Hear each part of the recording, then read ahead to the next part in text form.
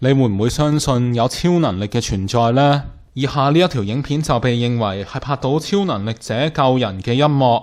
各位觀眾大家好啊，我係 Professor Papa。喺互聯網上係流傳緊一條非常出名嘅片段，如果你喺 YouTube 度搜尋靈異車禍，就可以輕易揾到呢條已經超過50萬人睇過嘅影片。喺片中，我哋可以見到一個十字路口嘅監視鏡頭畫面。根據上邊顯示嘅時鐘，事發嘅時間係2012年9月5日嘅凌晨0時3分。當時一架重型貨車喺大路上高速行駛，突然喺畫面嘅左方有一架3輪車闖咗入貨車嘅路徑之中。喺一場悲慘嘅意外將要發生嘅一刻，畫面嘅右方突然閃過一個黑影，一個人形物體以不可思議嘅速度衝到去3輪車嘅位置，然後以瞬間移動嘅方式將3輪車帶到去安全嘅路邊。之後貨車司機都以為自己撞到人，佢立即停車並且落車查看，點知喺車底同路面係乜嘢都見唔到，只見到架3輪車已經停咗喺一二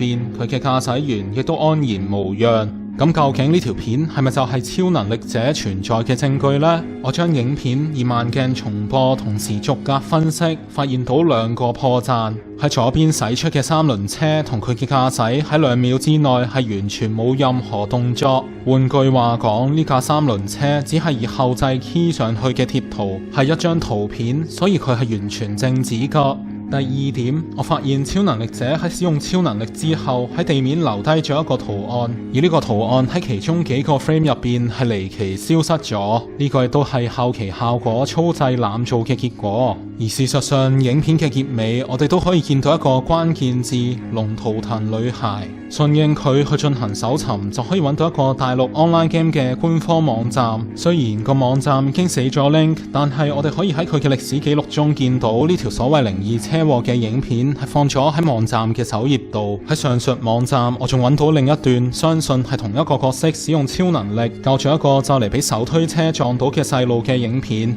原來呢一個擁有超能力嘅龍圖騰女孩只係為咗宣傳呢個遊戲而虛構出嚟嘅超級女英雄。另一個證據就係片段中地面出現嘅奇怪圖案係同龍圖騰女孩嘅 logo 完全一致。病毒行銷不嬲都係非常之有效嘅推廣手段。我之前破解過嘅 Discman 事件同俄羅斯赤塔喪屍都係相同嘅 marketing 例子。大家有興趣嘅話，可以撳翻右上角去我嘅 channel 入邊睇翻噶。嚟緊我係會整更多嘅影片，希望大家可以訂閱我嘅頻道或者上 Facebook 俾個 like 啦。